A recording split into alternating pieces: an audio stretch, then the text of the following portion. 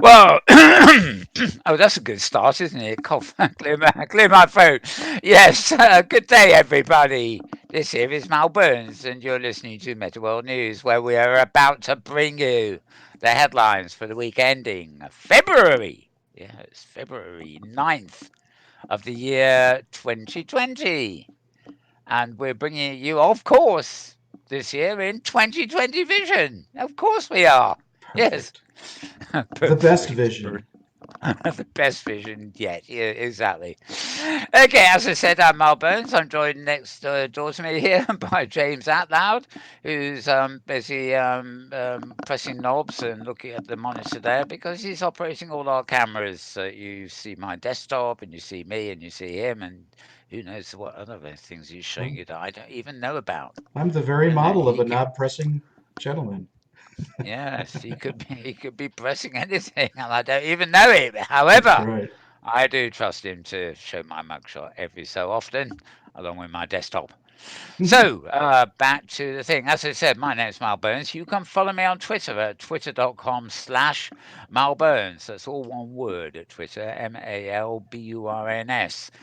We have twitter.com/Metaworld News is an additional feed which deals largely with events, locations in social virtual worlds, as opposed to the more generic stuff that Mr. Milburns himself covers. Yes.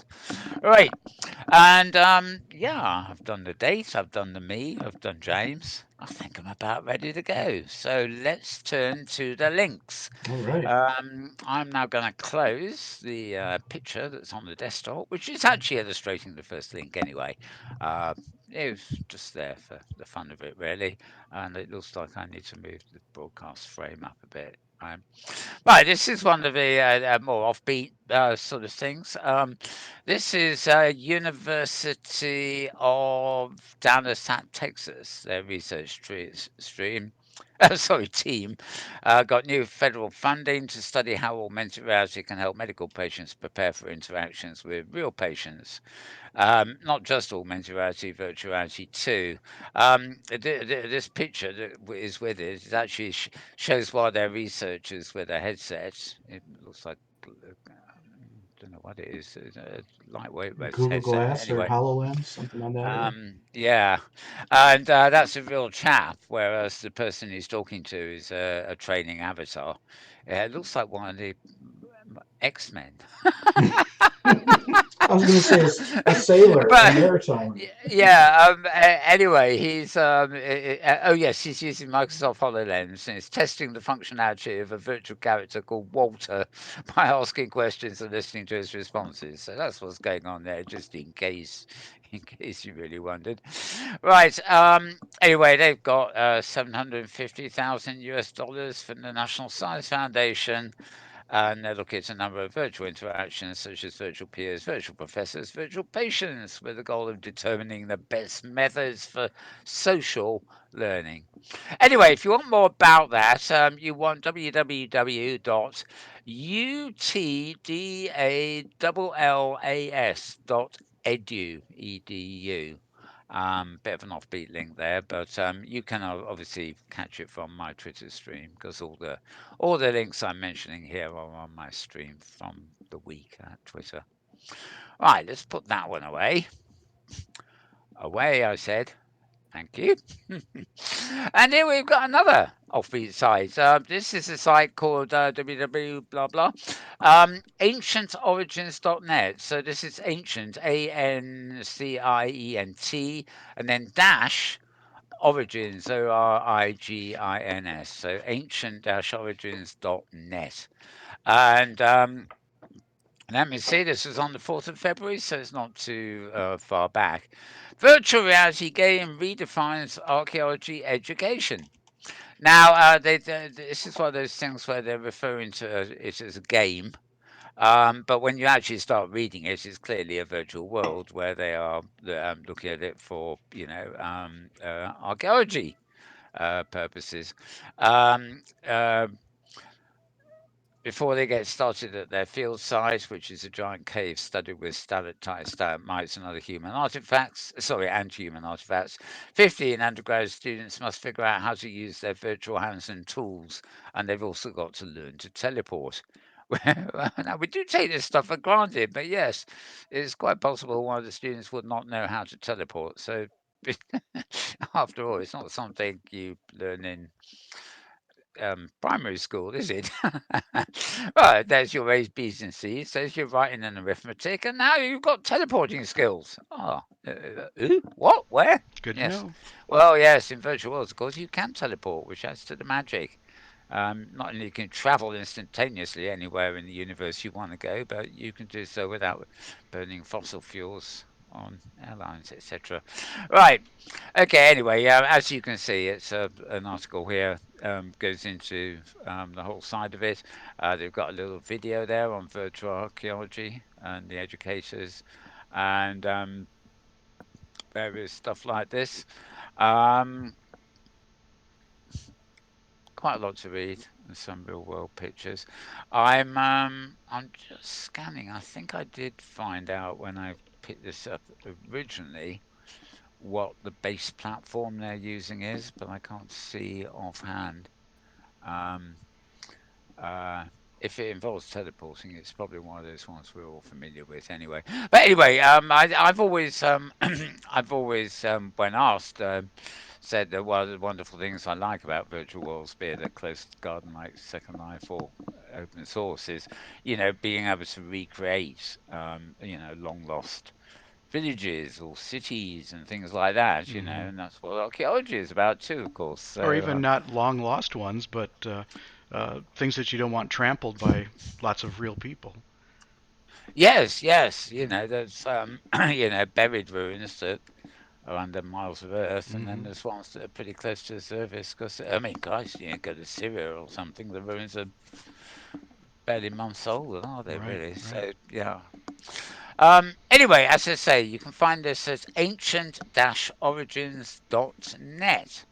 And with that, we will move on to roadtovr.com. Um, uh, Regular site here. Now, this is interesting. I think this is in Indonesia. No, South Korea. Yeah. This was arranged by a broadcaster in South Korea. And as it says here, a mother met the recreation of her deceased child in VR. And that really makes you, along with rock stars, deceased rock stars being made into holograms, and where does reality end these days?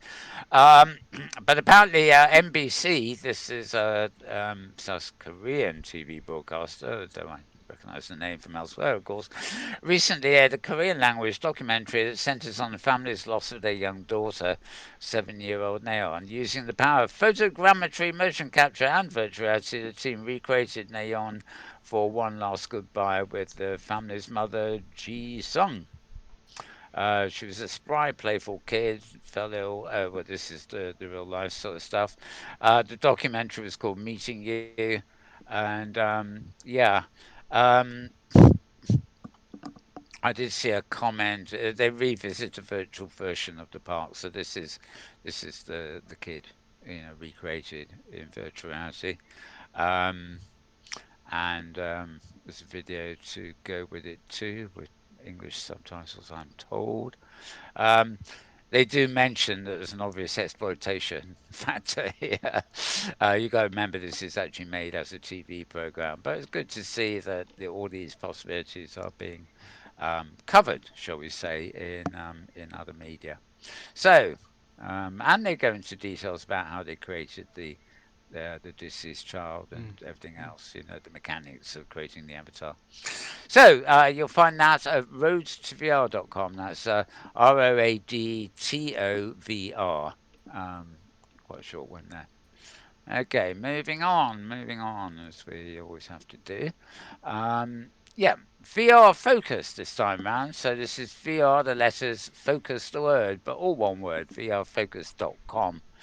And Global Tiltbush Art Fest and Tournament, which is taking place this coming month, well, in March, I should say, here in London. Um, It's a global. Tilt brush is an interesting name, but when you see it sort of used in headlines, it takes on a whole new meaning, really, doesn't it? Global tilt brush art fest. It depends on where you put the grammatical break. Mm-hmm. Anyway, cornerstone of virtual reality artistic expression since it was launched in 2016. Tilt brush allows artists, both amateur and professional, to paint in 3 dimensions, and I've seen some wonderful videos of this actually happening live. Some very uh, artists are clearly excellent, making a name for themselves by moving to tilt brush as their preferred medium. Anyway, there's a place in London here called the Reality Centre. I came across them in relation to something else quite recently. I mean, I'm not actually sure where they are. They're not part, as far as I know. Yeah, this is a part of part of a tournament that's also going to be taking place in Toronto, Boston, New York, Vancouver, London in Canada as well, and San Francisco, Los Angeles. Right, Thursday. Yeah, the actual tournament is on Thursday, the 13th of February at the Reality Centre, London. And it's only £3 for a spectator ticket. Um, or you can pay £17 for an all access pass that allows you to actually compete while you're there. Hmm. So that could be great fun, couldn't it? Again, I have no idea where the Reality Centre is. So guess what? I'm going to click on realitycentre.com. And of course, we have to wait for the effing thing to load. This is one of those ones. Okay, well, anyway, it's somewhere in London. I'm not waiting. Sorry, folks. Right, moving on. Read more about that, by the way, at vrfocus.com, and you can follow the link for yourself. Um, Forbes, right? Basically, FORBES.com. And February 6th is immersive technology, the future of journalism. And the writer is Sol Rogers. It's quite a big piece. He's also summarising some of Noni de la Pena, who's often referred to as grandmother of virtuality, helping invent virtual journalism. She was recently talking with a site called VFX Voice. I think I may have published a link to that Mm-hmm. direct as Yeah, I well. think so. Um, but basically, they've quoted some of what they were saying here, and they're sort of expanding on it. And quite a lot of expansion ensues, as you can see when I scroll down the page. Right, yeah, good stuff there actually, because Noni is very articulate and great to listen to her speak actually. And it's fairly recently. I think it was the wasn't Forbes. I think it was Upload VR or one of them people who do a video, a sort of avatar show, a bit like this with just heads, no bodies. I can't remember. But there was a whole long hour long or more interview with her, which was excellent to listen to. So check her out. Follow her on Twitter as well. It's well worth following her. Right. Um, Moving on. That was Forbes.com, by the way. Again. And now we're on to a site. It's actually it.toolbox.com. Hmm. IT obviously being information technology toolbox or whatever. it.toolbox.com. And a guest article from somebody whose name I can't pronounce, describing the current state of virtuality and its main trends in 2020. Readers can find valuable info about crucial concepts of extended reality and grasp the importance of the industry. That's despite the title that says virtual reality is rebirth ever possible, implying that will it or will it not rise from the grave? But that's if you assume it's in the grave, which very few people do, of course. Hmm. That's very pessimistic. Anyway, just an interesting article. Understanding what extended reality is, augmented reality, mixed reality, virtual reality, and blah blah blah blah, basically. So, and including the things like 5G, speed, which will be bringing more power to wearables and stuff like that for VR, AR, and whatnot. Sorry, are you about to say something, James? I was just going to say the suspense is killing me. Is rebirth possible? Does the article say yes or no? No, it doesn't. Okay. It's this is the Uh, Not problem. surprised. This is the odyssey, really. And I have to admit that when I saw that, I thought, well, I'm going to click on it because it's relevant. And I thought, um, who the heck is this? And because it sounds pessimistic, like as if it's dead and is rebirth even possible or Mm-hmm. ever possible, I should say. So Right. yeah, I thought it was going to be a very pessimistic sort of downbeat thing, and far from it. It's just telling you what's what, and certainly about what's what. The what's what it's telling you about is definitely born and functioning. So go figure. Yep. Very very odd juxtaposition of Yeah. article and title, You know but there you go. you know my feelings about article titles Yeah, that are yeah. I questions. know, but I normally admit I'm not too biased about I don't normally publish links to the same thing twice, or things are too similar. And I must admit, if I come across articles, too many articles that are really pessimistic and stuff like that, Mm-hmm. I normally skip them because I That's reckon helpful. Yep. I'm sending links to people who are into this sort of stuff. The last thing they want is a link to somebody who's decidedly not, or getting disinvolved or whatever. So anyway, that is at it.toolbox.com. Offbeat site for us there. Right, now this is the site, it's 10. That's the number, not numerals, but the words 10. ONEZERO. DOS, and then it's a subsite of medium.com. So it's 10.medium.com. And it's one that doesn't give you a demand to subscribe to Medium. So Hmm. it's one of they do have some sections that don't need subscribers. So Zara Stone writing here. Um, Really, it's law enforcement with virtual reality. Police officers are known to spot sex trafficking. If it didn't have the word trafficking there, I'd be most amused. Spot sex trafficking in virtual reality. It's especially suited to teaching officers how to spot problems that often aren't immediately recognisable. So, no, they're not. The police are not wandering around with virtual reality headsets on with spy kit to see if a household is trafficking in sex.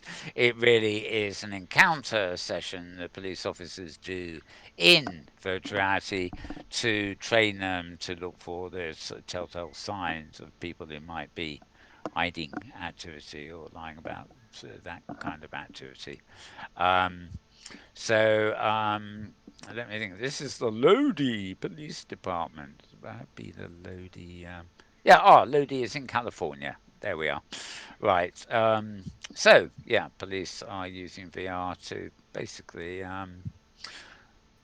learn the telltale signs of criminals. In this case, people trafficking sex. Okay. Moving on now, issue Oh yeah. ISSW.com is a magazine site. A lot I publish in the Malburn's Twitter feed, which we don't really cover here. I publish quite a few things there because Second Life and Virtual Arts and stuff like that. There are lots of glossy magazines that are published on the web, and they do use issue, or some of them, like Print Perfect, use Calamio or Calamity as I call it. But issue is certainly my favourite, and I must get about a dozen or more magazines a month. This one's actually fairly recent. This is just the second issue of one called Virtuality World Tech. And as you can see, you just flip the arrows and read it. Now, if you think that's illegible, don't worry. When you're actually in the program, this is like a slow. This is actually like a YouTube video. You can just click on there and go full screen. I won't do it now because I'm only broadcasting a fraction of my screen anyway. But you get the idea. It's This one's published from here in the UK, I think. And it's very much a trade style publication dedicated to immersive technology in the enterprise, focusing on healthcare and various other stuff. Anybody who's serious about virtual worlds and their serious uses will find something of interest here, I think, even though it's a bit, well, it's definitely got that trade magazine flavour to it, should we put it that way? Not the most exciting of publications, but quite informative if you're interested in the serious stuff. So there you go. Issue.com, and what you will need to search for when you get there, you can either follow my link on Twitter or you can search for VR World Tech Magazine. All right, so I'll go back to the front. Virtual Reality World Tech. Okay, so the link you need to go to is issue.com, obviously. VR World Tech Magazine. Um, and that will get you there. Okay, put that one away. We're back on VR Focus, another familiar site. VR virtual reality world builder called Massive Loop, I should say, begins 5,000 US dollar Kickstarter campaign. Backers will be able to get hold of a demo. Um, it, I mean, this could either be useful or not. I mean, it depends what the quality is like once it's been kickstarted and off the ground. $5,000 does not really seem like that much to get something like this off the ground. Video games like Minecraft have proven that while gamers do love amazing worlds built by talented developers, they also like creating their own. Gosh golly, who knew? Right, virtual reality VR is no different. Which is why developer Human Mode Stratoscape has created Massive Loop, a virtuality environment builder which anyone can use. Today sees the studio launch of a Kickstarter crowdfunding campaign to help finalize several features. There is a sort of picture of, I guess, something they've done in human mode. In massive loop, sorry, where you build your own windows, don't need programming language, offering a metaverse, they got the name right, combining visual node scripting, customizable 3D object library, online multiplayer. So in theory, you can build working VL content in a matter of hours rather than months. Core features here: visual node scripting, online multiplayer, customizable core asset library. You can also upload your own 3D objects into Massive Loop, etc., etc. They're also currently developing converters for STL, OBJ, and FBX files, which are very well, between those two, you've got science space and high fidelity covered, and it's pretty easy to get stuff into OpenSim from those formats as well. Um, FBX is probably a bit harder than some, but let's see.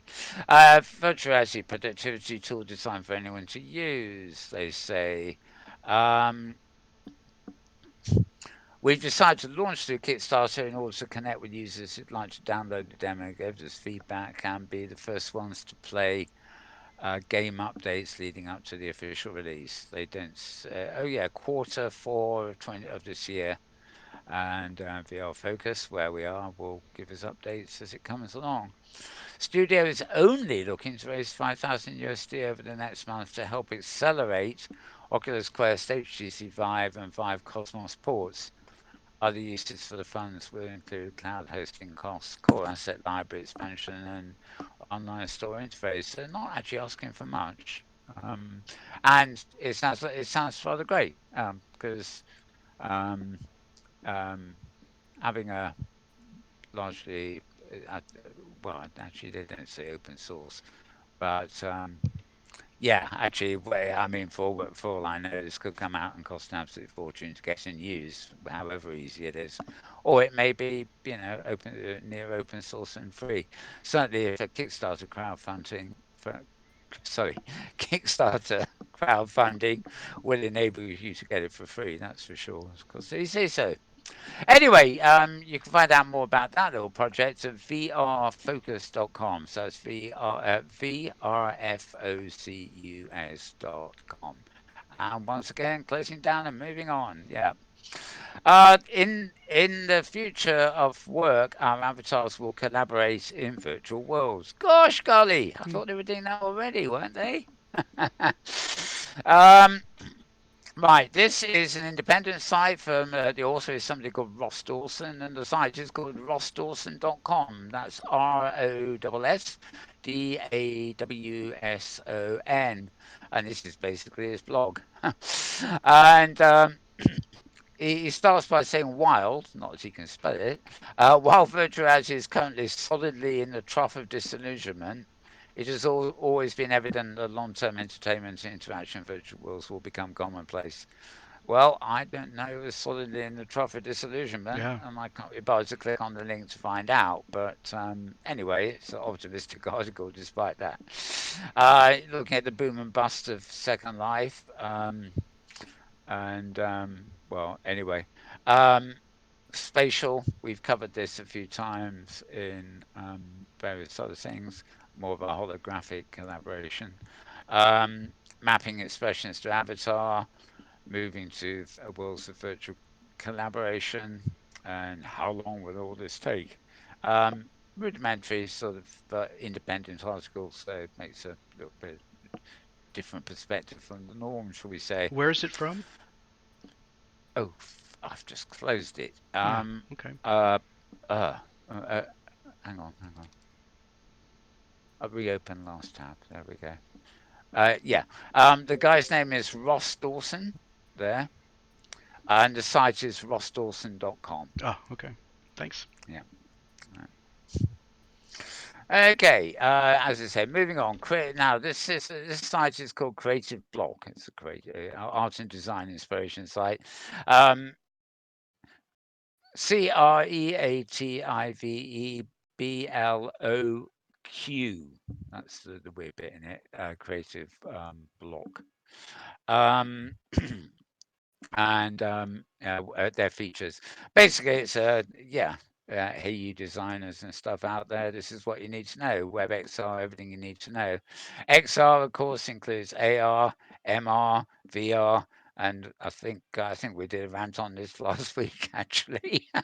XR is commonly Yep. being used to describe everything to do with augmented reality, virtual reality, mixed reality, and undescribable realities or not at all realities, and you get the idea. Uh, Um, Vera, realities alpha through omega. yes, yes, that would do. That would do for sure.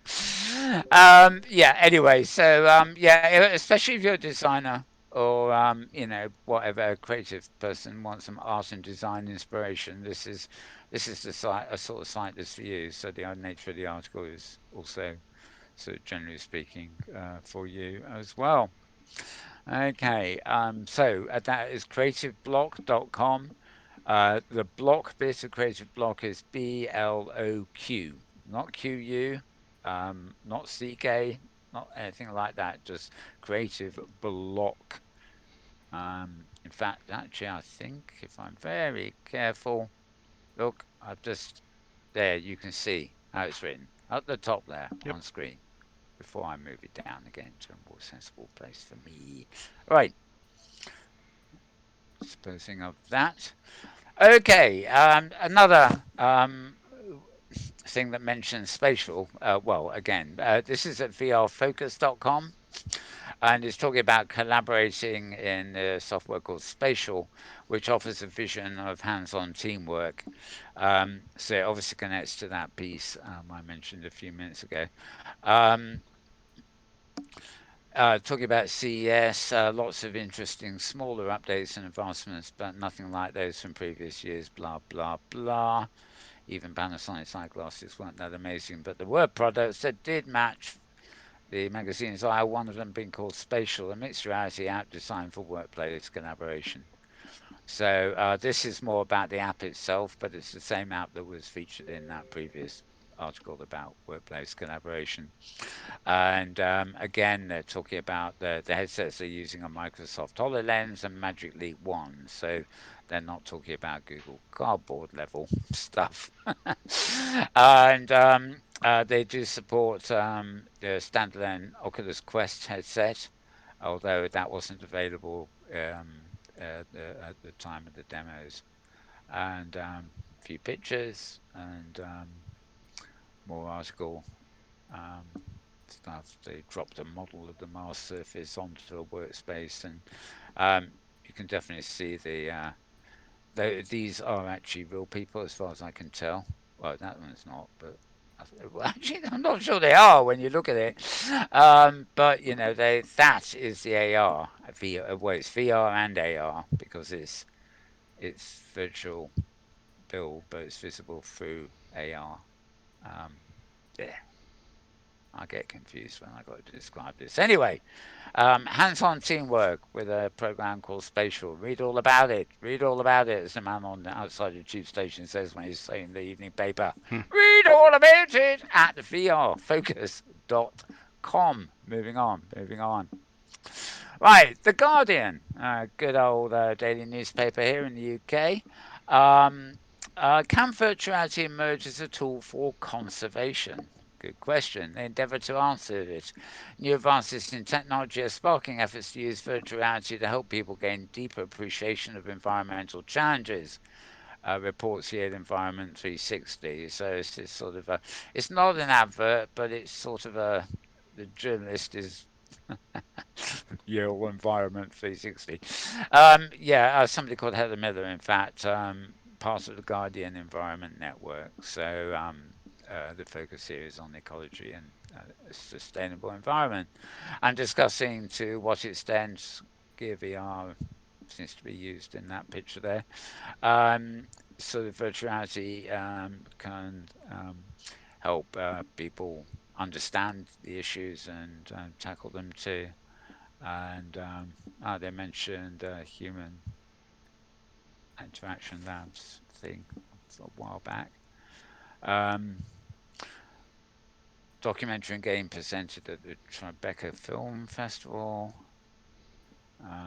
Oh, yeah, just far too much to even summarize here. Um,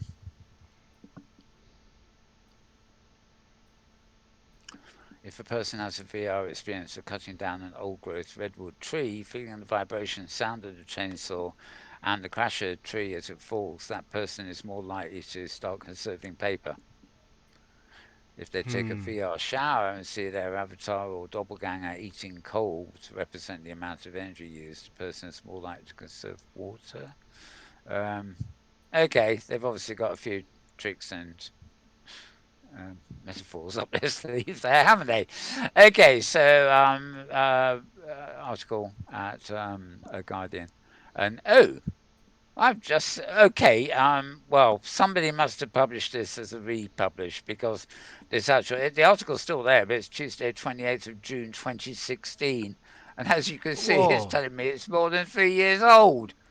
So it still seems to make full perfect sense. So I'm not going to complain, but I'm afraid when I get feeds coming in, some people do send me stuff and say, "Oh, this is an interesting read," and you in the back of my mind always think, "Oh, there's a hot new tip," and then you find out without reading the date that you're reading an old article. But Hmm. what can you do? People will post things that are not necessarily news. From their own archives, so to speak. So let's put the Guardian away for now. Okay, this is a site called papermag.com. Paper as in the stuff we used before we went digital, and mag as in magazine. So papermag.com, papermag. And is this virtuality spa the future of self-care? Yes, yes, yes. Look, you see there, that's a sort of spa, and you go to get care and stuff like that, but you're in virtuality, right? So you don't need to give you too much room. They just lie you on a slab and put you in virtuality. It's all about saving money, I suspect. Hmm. Sorry, I shouldn't say such things. Anyway, internet has not only become ubiquitous, responsible for the ways we collectively identify and build our public industry. To many a netizen, the online experience is so omnipresent that the words we have chosen to describe separating from it or take away from it allude to cutting off a toxic, unhealthy habit. In fact, in 2013, the term digital detox was officially added to the Oxford English Hmm. Dictionary. defining our ways of unplugging from electronic devices to increase social interactions in the physical world. Um, what if instead of counteracting unhealthy digital habits with stopping exposure altogether, we attempted to consume healthier kinds of media? Well, the founders of New York's luxury escapism and oddly satisfying spa believe that problems caused by screens can also be solved using screens. Okay. Gosh golly! Anyway, I think you get the idea. I'm not going to go into the ins and outs of. I don't know how many of you out there would even be considering going to a spa, let alone one in VR. But it's an interesting use case for virtuality. And I must say, there's a quality to the photography with the article that actually it makes real world feel like VR. You know, it's just the color tones and stuff they've used for these pictures. Anyway, if you want to read more about that, you go on papermag, or one word, .com, and then the luxury escapism digital blah blah blah. I'm sure if you go there now, you'll find it easily enough. 3rd of February, or indeed follow my link from twitter.com/malburns. Okay, Upload VR. First one from them today.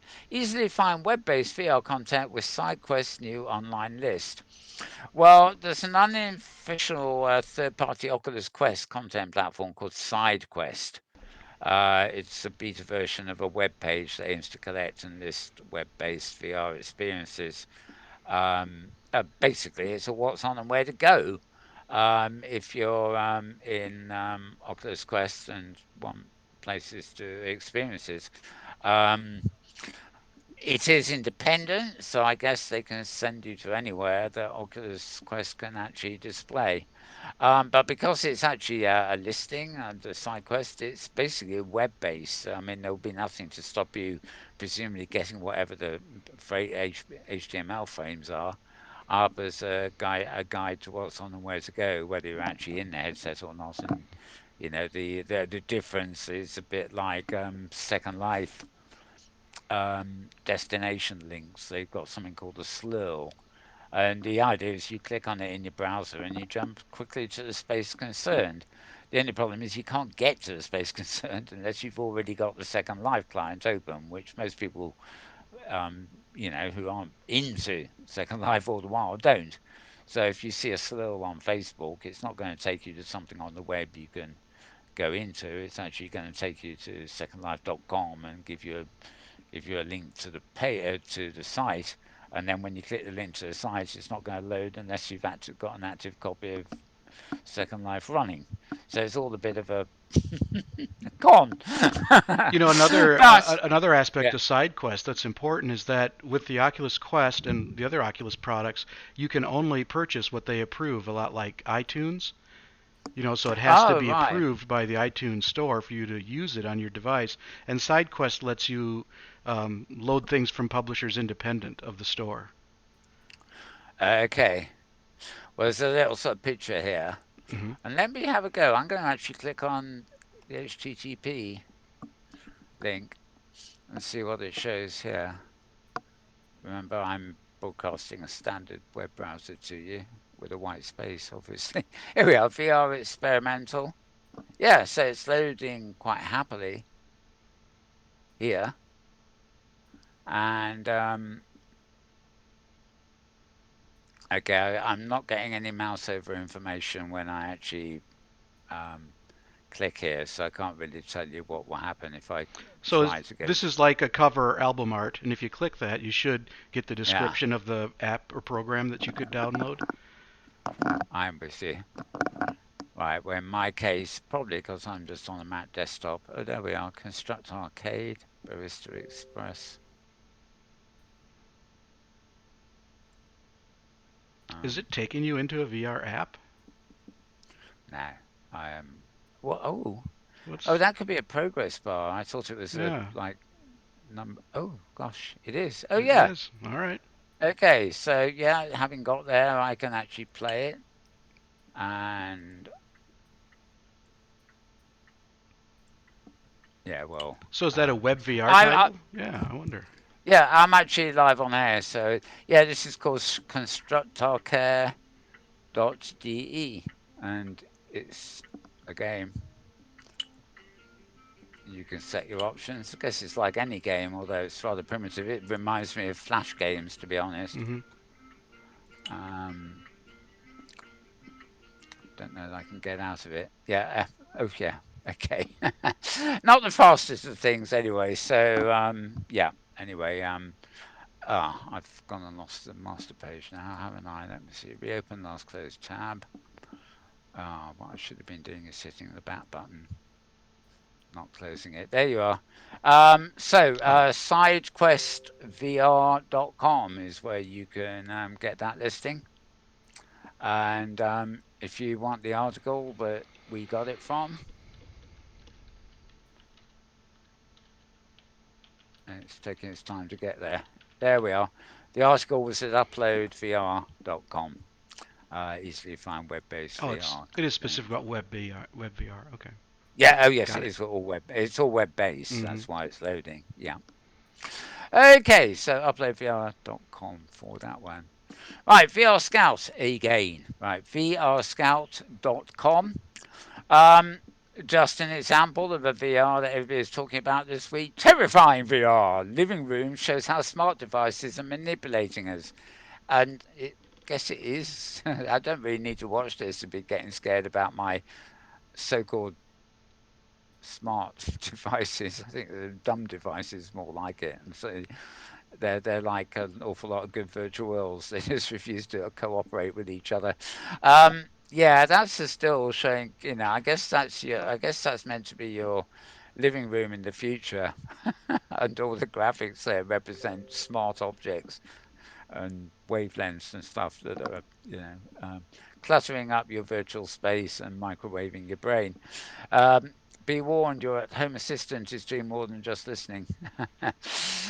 Yeah, there've been a few articles on this quite recently too. Your Alexa or Google devices, for example, are permanently listening to you for various cues and stuff like that. Oh, I did discover something interesting here. Um, I have one of these Google Assistants beside me, and normally you just sometimes it recognizes Google, but it normally say "Hey Google" or whatever. But this is a secret command, right? And it's a "Hey Boo Boo." Mm-hmm. Oh, and she's not doing anything. Hey Boo Boo. Hey Google. Oh, um, Out of business. oh, she's in a funny mood. I think the Wi-Fi. Oh, yeah, one of my lights was having a problem earlier. Okay, I think I need to reboot my Wi-Fi. That will come later. Okay, yeah, but apparently you can say "Hey Boo Boo," and it's a secret wait word. Okay, why I decided to do that, I don't know. Anyway, this article is at VRScout.com in their news section, and talking about how your smart home is listening to you in ways that you may not know, and also this video that is freaking people out, to put it mildly. Right. And Mal, you've left Firestorm. Oh, this blasted kindly thing.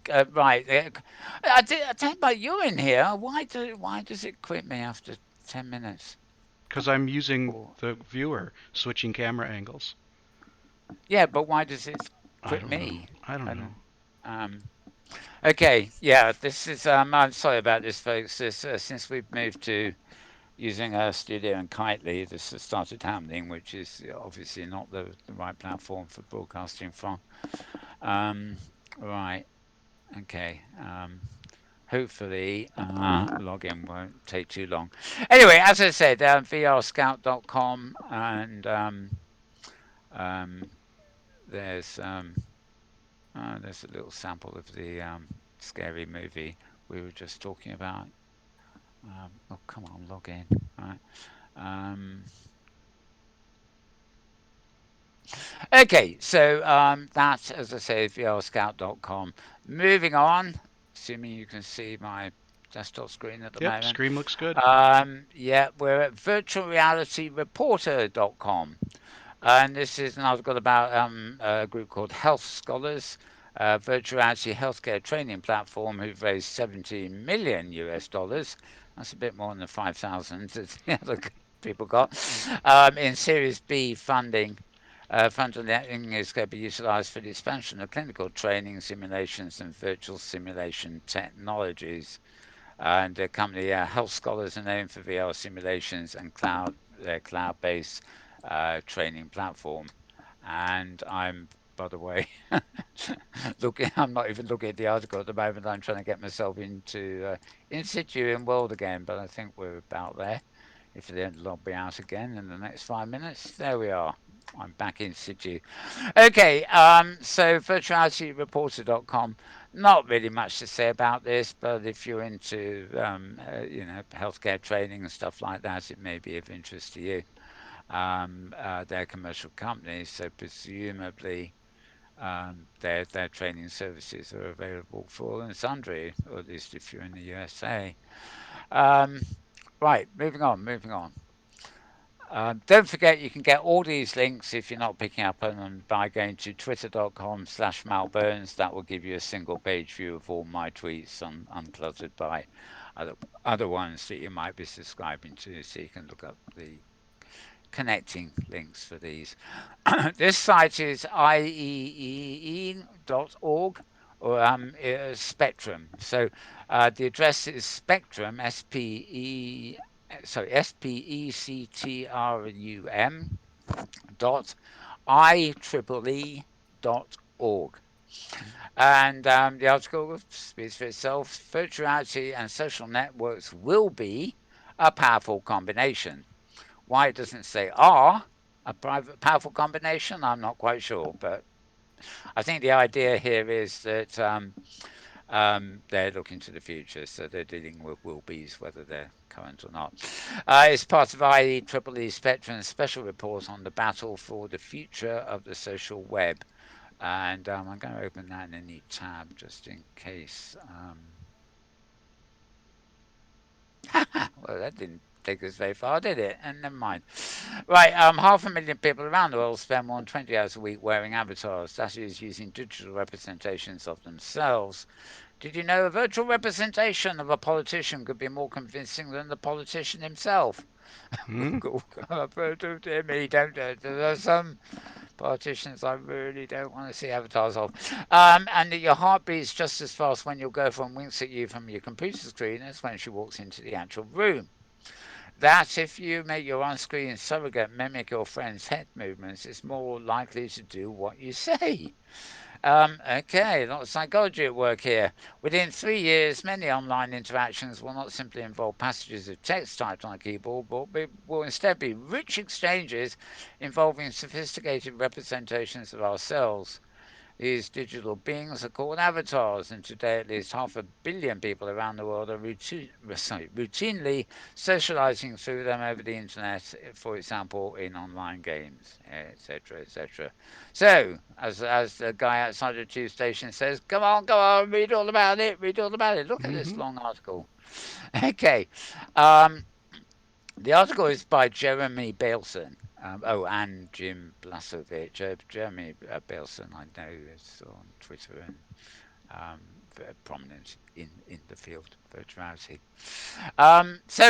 You want spectrum.ieee.org for that particular article. I keep going to my other screen to move my mouse again to try and make sure that logout doesn't happen. Right. Designing physics for a new virtual world. That's a interesting piece of physics illustrated there, isn't it? Okay. This is at This is at medium.com. This appears to be a story that lets you through their paywall. Um, it's you can listen to it. It's in audio, but you've also got text too. Um, That image looks like it's from Sansar. I feel like I've seen those buildings in it's a got a space. wonky, yeah. Yep. I've yeah. It's like what it sounds, or even science festival infidelity. It's like obviously what the creative artist who likes doing. Actually, I think I've actually seen stuff in Second Life OpenSim that has been rendered like that. It depends on the world you're in, how complex it is to render things, and of course, as this article points out, how physics themselves behave. That's presumably there's a rubber quality to those buildings that allow you to maybe press on the wall and make them wobble. Although I suspect they're actually static and they're just there for the optical illusion. Um, I've heard that. Actually, it's Kevin Feenan. Actually, is the one I'm thinking of here. He gave one of his guest talks here. He gave a. We got into a whole conversation about physics and the reality of training and educating in virtual worlds. And when you look at OpenSim and you look at um, Second Life and these inhabited worlds, so to speak, the physics really just are they're emulated, but in a very rudimentary way. I mean, if you jump off a building in OpenSim or Second Life, you fall. And if there's no obstacle in the way for a platform to fall onto, you fall all the way to the ground. But when your avatar gets there, it sort of bounces, doesn't break its legs or anything. And also, while you're falling, you don't accelerate. There is simply a motion of falling. The result of falling from the top of a skyscraper and falling from a podium is exactly the same. Um, there's emulation for the point of view of the graphic aesthetic, but there is no real physics there. And it's hard to imagine, without the kind of computing power that really would bring, real world physics into that. And remember that Philip Rosedale, for example, who began Second Life, he's a qualified professional physicist. That's really what he is.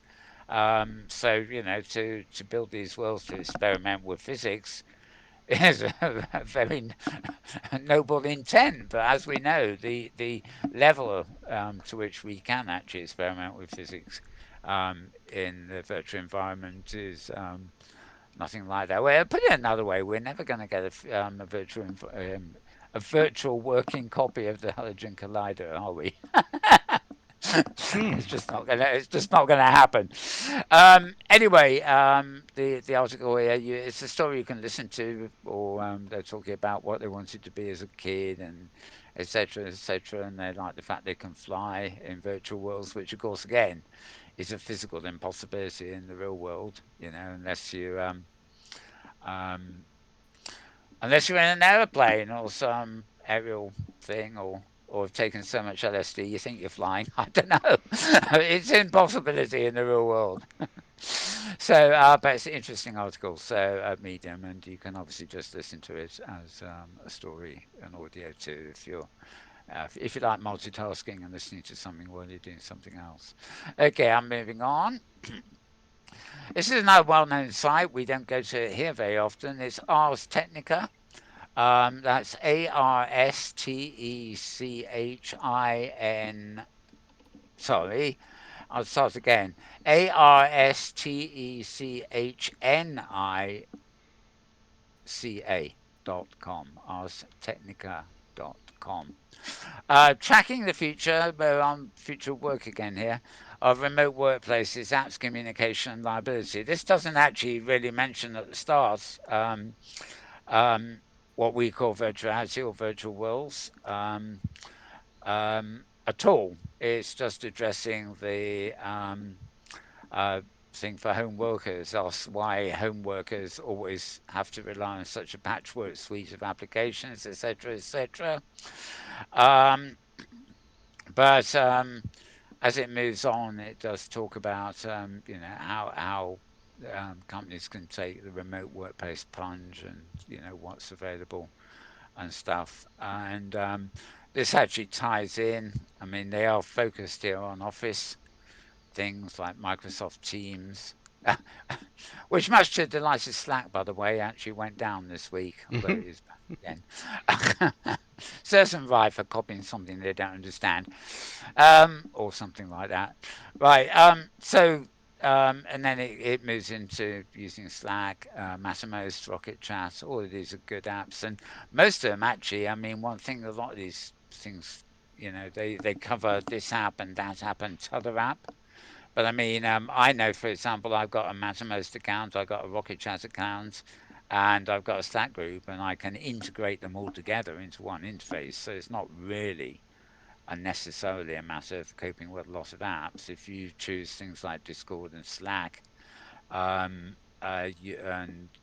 of them actually have APIs, as it were, that can connect them to other services you may be using too. Um, so it's not always a matter of having a desktop full of 1,000 apps. Um, Let me see. Yeah, I don't think that mentions virtuality ones or virtual worlds ones, but it's on the same track if you see what I mean. So, if you're thinking of social networking and the future of work, a good general article. They really could usefully have used looking at the actual virtual world as a inhabited environment, but they don't on that one. But nevertheless, there we are. Okay, now I've moved. That's it actually for Malburn's links. I've just got two more links here from the Metaworld News feed. So that's twitter.com/Metaworld News. Now, last week we actually opened with a nice little picturesque screen of Open Simulator Fest and we covered them and everything. During the course of this week, on the 5th of February, Leighton posted that it's naturally the whole festival is now going to move to a completely different date, Mm. which won't be until August the 28th and 30th Ah. of this year. Apparently, one of the organisers has had a serious medical incident and has left them with a lengthy recovery from surgery. Oh, that's They a don't shame. say who. They don't say who or give any more. Oh, hang on. Speedy recovery Bill. Oh, I bet this must be Bill Blythe. Okay, sorry, I'm a bit shocked here. I've only just clicked that. I post. Okay, yeah, speedy recovery Bill. It sounds like it's Bill Blythe who's had some kind of physical thing. Anyway, so this actually changes everything. I haven't actually been posting any of the other OpenSim posts this week at all. It's like OpenSim Fest because um, there's no use drawing attention to events that have been planned when they're now actually being planned. The whole date they're planning for is now moved to August. So I guess yeah, August is probably not too bad a time of year. Although a lot of people might be away from home and away from virtual access because it's the holiday season in the northern hemisphere at least. I wish them luck if they want anybody to turn up from France. Mm. I mean, Paris is known for closing down in August. It is literally the whole population of the country takes holidays in August. Um, Whereas, here in Britain, we're a bit more liberal about when and where we take them. Anyway, so this is definitely major news indeed. This particular post leads to web.opensimfest.org, and it actually contains email links and web links for people wanting to take part or sort of follow the news as it happens. But bearing in mind this was barely a month away from now and has now gone way back to August, that's it's pretty major. But do check out the post and check out the links to. It can still call in for exhibitors and people to take part, etc., etc. And you have plenty of time unless you're going on holiday in August. Right, okay, so that is web.opensimfest.org. And finally, Austin Tate's blog. This is a very interesting one. I haven't seen much talk about it in the IRC channels or with the devs, but third-party viewer directory Speedlight. Um, Speedlight is a web-based viewer for Second Life, providing core features to stay in touch when not able to access the full viewer. Now, we obviously have things like Radagast, which is a text-based client too. Speedlight does not require any downloads. It can be used in both desktop and mobile browsers, and allows switching between devices without logging out. It supports multiple avatars with the possibility to switch between them. It's tested to work with Windows, Linux, Apple Mac, Apple iOS, and Google Android. And it's in Linden Lab's own third-party viewer directory. And Austin has actually given various links here. He's given a referral link, documentation. They also have a Discord channel. And Fats, while I'm at it, well, you know, matches. Lest I forget whether I actually added them in. So opening, accept invite. There we are. Oh no, and that actually, sorry, I did. Okay, I don't recommend you do this one, to be honest. Oh, now what? Um, right. God, back. There we are. The reason being that it isn't an actual Discord channel for the Speedlight viewer. It takes you to lost it again now. Here we are. Smart Bots. So there's a Discord channel called Smart Bots, and well, you might have a use for the bots that you'll find there, but it's not a dedicated thing to do with Speedlight. But anyway, the little illustration of the interface there. If you're in a web browser, for example, that's how you would see it. That's not an in-world view, that's a local map. I suspect that if you have Radagast, you probably you might want this because it's different and it does have a 3D world view. This is a picture, by the way, which is why I can't click on that. Um, but yeah, well, good to know it's there. Should you need it, and unlike Radagast, you can get that in an actual web browser rather than a dedicated app. So that may also be useful if you could be on any platform. Radagast is on Windows, and I think it's on the Mac. I'm not sure, but having something you can get in a web browser is obviously a plus point on that front. All right, I'm going to move this. It's now messed up my Discord, hasn't it? Mm-hmm. Sorry, I'm going to move that group. I'll keep it for now. Now I've actually got to it and return to normal there. Okay, so yeah, that is just about it. So James, your any thoughts on the various links, proceedings, comments? Well, a couple thoughts, but I think you acknowledged, the timeout thing in Kitely. I've, Hmm. Ilian has Oh, addressed that with, just if you pay for an account, you can stay logged in. oh, right, Blog okay. post. Yep. So there's Yeah, help on okay, I that. see. So, right, so the fact I've actually got a kind of account here doesn't amount to much at all. It needs Yeah. to be a paid account. And that's Right, only if you're okay. idle. So if you keep Yeah. moving, you wouldn't get logged out. Yeah, well, technically, I'm wearing an animation, which means my avatar's moving, but maybe that doesn't count. Maybe I've actually got a. Have some input from your client. Yeah, good. Grr, grr. Yes, well, So, never mind.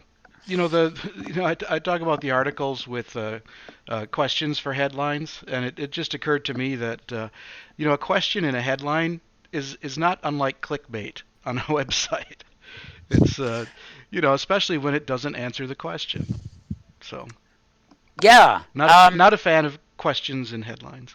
No, I don't think it is a headline when it's a question, to be Yeah, honest. I mean, yeah, the big culprit here is Hamlet All and New World Notes, which we don't feature here unless it's particularly to do with OpenSim or other worlds other than Second Life. But he's very good. If he hasn't got anything else to say on a given day, he'll just make up a question, and so, what do you think of this? What do you think of that?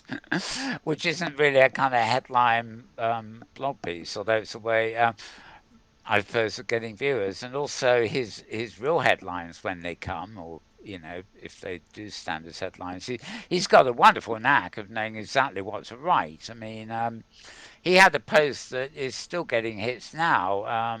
About 3 weeks ago, about the day after they left the royal family. Meghan and oh God, it was no, Meghan and Harry, right? Um, went to an Avatar exhibition. And it's true. I mean, it was a long-standing booking. It was just coincidental timing, but they went to one of the major art galleries in town, and one of the exhibits there was actually featuring avatars, Hmm. just by Okay. sheer coincidence, and they were photographed in front of various avatar portraits. And it didn't hit my radar at all, actually. God knows where Hamlet found it. But of course, since he mentioned it, it seems to have, that was, he made a headline out of it. Its headline out of nothing, really, on the day after they're leaving the royal family, Harry and Meghan visit Avatar land or something. Did they offer any opinions It's about very avatars? inconsequential. They could have been photographed in front of any piece of artwork. Yeah. Yeah. Did they say anything? Did they respond to the virtual art? No, no, I don't think they would. I Okay. mean, I think they were just photographed. They were, they might have been. I don't know whether, if some of the arts blogs and stuff like that might have covered the visit. They normally do their platitudes, but I mean, if it's the Queen, she just sort of nod and say, "Oh, very good." Hmm. What? But I imagine they said something. But it was very tenuous sort of link. It wasn't like Mm-hmm. Meghan and Harry have entered OpenSim and created avatars for themselves on the Great Canadian Grid, which of course is where they've gone to live now. Well, That Canada. It's sort of, was good. Yeah. that might be of interest, but in my experience, there are quite a few rock stars and celebrities actually oddly enough in Second Life, which is very public grid. But I mean, they do not, their avatars and their names bear no resemblance to who they really are. They're like, they're like rock stars who play games, and they're in Second Life. I mean, the most famous one. Oh God, there's a sort of leather clad, a bit of a. There's a real trouble. Rockstar. I forget who it was now. It was a good few years ago. And, he was noted for being rowdy and out of his head and in rehab and out of rehab and all the rest of the rock and roll cliches. And he was found to be in Second Life under a different name. And when he played in a role playing sim, he played a school teacher, Hmm. which was the total antithesis of what you might have thought this real life character would have been doing. But it's a habit, many touring buses, for bands and things, for the last 20 or 30 years, they've been kitted out with PlayStations, which are a big feature when you're on the road, something to do and to be having, other, other people who go into Second Life and things from their tour buses, Hmm. it's idle time on the road, and you play games and do stuff, to fill the time. So there are there was somebody from the British royal family, but they're not a major player who was in Second Life too at one point. Um, but it's either a temporary visit for some kind of PR where they say who they are and never come back, or they're people who use an alt, and you would never know in a million years who they were unless you work for Linden Labs and also happen to know their IP address, in which case you could you could probably backtrack.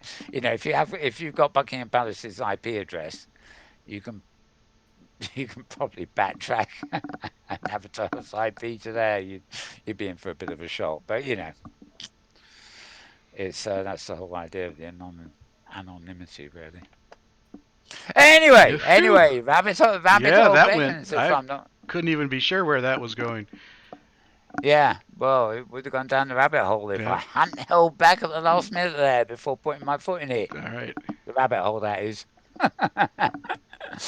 Yes, yes, very easy to go off track, especially at the end of the show. Yeah, yeah. So I think that's it. Unless you've got any more thoughts you care to add at this point. No, just my title and questions and titles. Yeah, Obviously it's a trigger for me, so I'll have to yeah. be aware of that. Well, we could invent avatar names. I have a question mark after them. So We I could be could. Malburn's. I could be Malburn's question mark, Question couldn't I? mark? And that would really confuse Are you people. really? Are you really the You could be person you James claim to be? Outlaw question mark. That's right. Yeah, well, no. Or it How could do be you know? It's James. It got. could be James at question mark. You don't even know where I'm from. It could indeed. In fact, I could. My avatar name could be question mark. Question mark. Even better. Yeah. Captain question mark. Captain. Captain question mark's quest. Yep. Right, rabbit hole beckons again. Never mind. Okay, well, we're going to be back next week, same time, probably same place, folks. In the meantime, check out my Twitter feed at twitter.com/malburns or even twitter.com/Metaworld News. And thank you to James here for pressing buttons, and thank you for me to yapping. And yeah, so it's actually goodbye from him too, And goodbye from him. as well. Yeah, me. Right. Yeah, two of us. Yeah. It's the goodbye from the we. Yeah. Until next week, have a good one. Bye bye.